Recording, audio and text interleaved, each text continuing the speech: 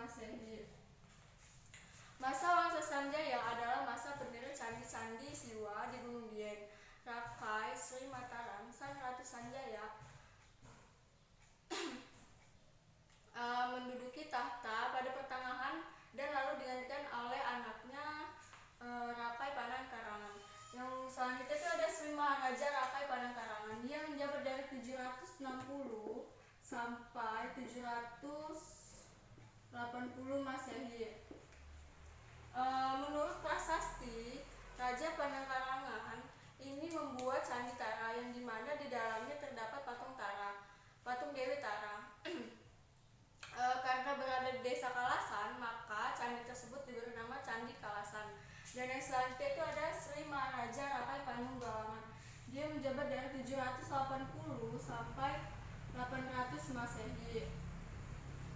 Beliau ini sangat berjasa kepada sistem kalender Jawa kuno, dan dalam visi misinya beliau sangat mementingkan arti penting pendidikan. Dan yang selanjutnya itu ada Sri Maharaja Rakai Warak. Dia menjabat dari 800 sampai 820 Masehi.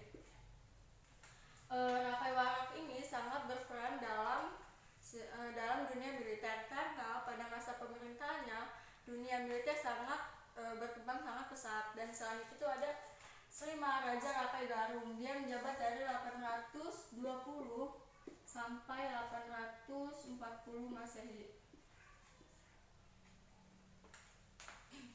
Garung yang berarti Raja Mulia yang tahan banting dengan segala rintangan. Demi kemakmuran rakyatnya, beliau bekerja dari siang hingga malam hari. Dan selanjutnya itu ada Sri Maharaja Rakai Pikatan.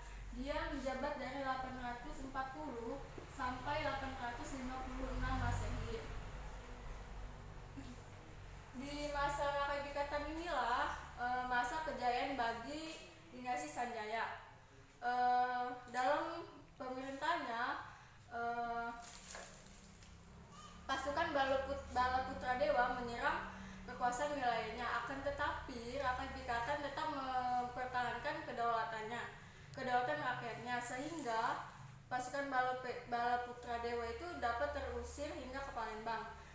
Dan pada masa ini juga dibangun Candi Prambanan dan Candi Roro Jonggrang. Dan yang selanjutnya itu Sri Maharaja Rakai Kayuwangi.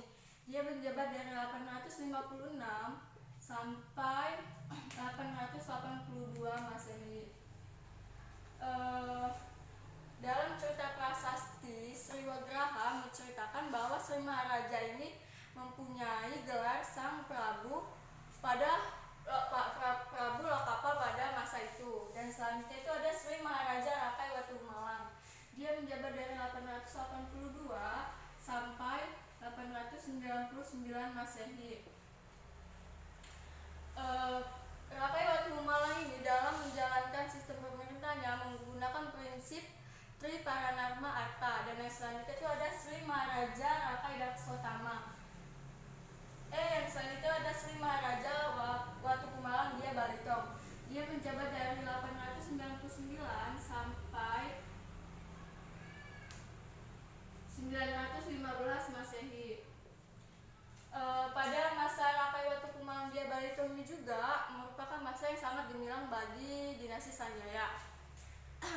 Pada saat itu Sang Prabu aktif mengolah cipta dan mengembangkan kemakmuran rakyatnya. Dan yang selanjutnya itu ada Sri Maharaja Rakai Daksotama. Dia menjabat dari 915 sampai 919 Masehi.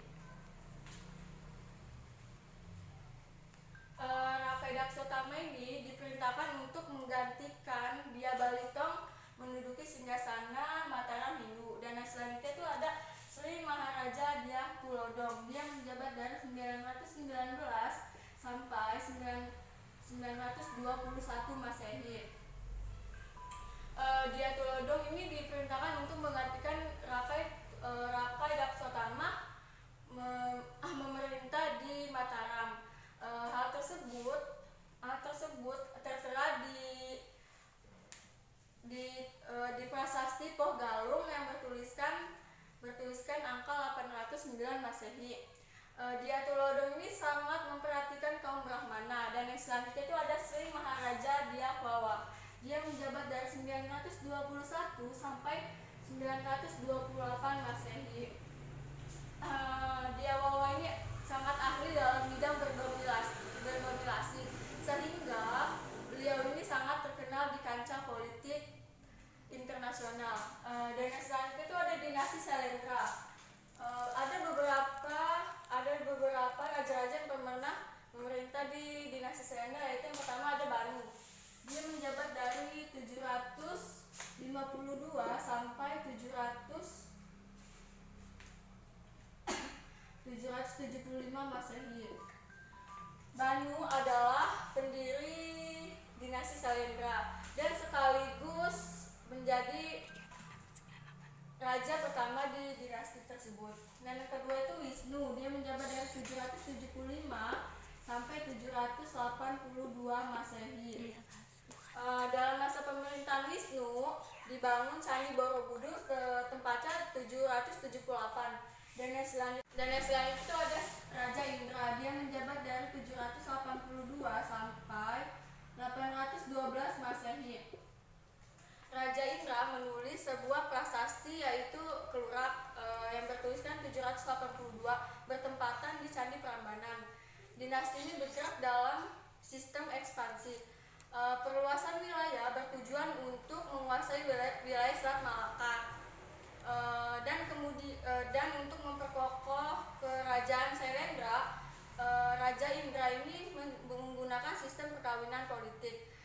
Yang dimana Raja Indra ini mengawinkan putranya Samarantunggang oleh putri dari Sriwijaya. Yang selanjutnya itu ada Samarantunggang. Dia menjabat dari 812 Masehi sampai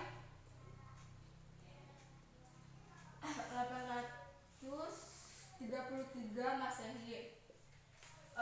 Sebagai Raja Mataram Muda, dia sangat memahami nilai agama yang dianutnya. Samarantungga ini membangun Candi Borobudur. Akan tetapi belum selesai dibangun, Samarantungga meninggal dunia dan lalu digantikan putranya Balaputra Dewa. Dan yang selanjutnya Pramawardhani. Dia menjabat dari 883 sampai 856 Masehi. Pramawardhani ini putri dari Samarantunggang yang terkenal sangat cerdas dan cantik. Beliau memiliki gelar Sri Kaluhan yang berarti seorang sekar keratin yang menjadi tumpuan harapan rakyatnya. Dan yang selanjutnya itu ada Balaputra Dewa. Dia menjabat dari 883 sampai 850 Masehi. Menurut prasasti Ratu Boku, tertera bahwa Balaputra Dewa terjadi perebutan tahta dengan Raja Pikatan. Dalam perang saudara, Balaputra Dewa ini mengalami kekalahan dan sehingga Balaputra ini melarikan diri hingga ke Palembang. Mungkin itu saja yang bisa saya sampaikan. Kesimpulannya adalah politik di Kerajaan Mataram kuno itu ada dua dinasti. Yang pertama dinasti Sanjaya dan yang kedua itu dinasti Sailendra. Saya akhiri. Wassalamualaikum warahmatullahi wabarakatuh.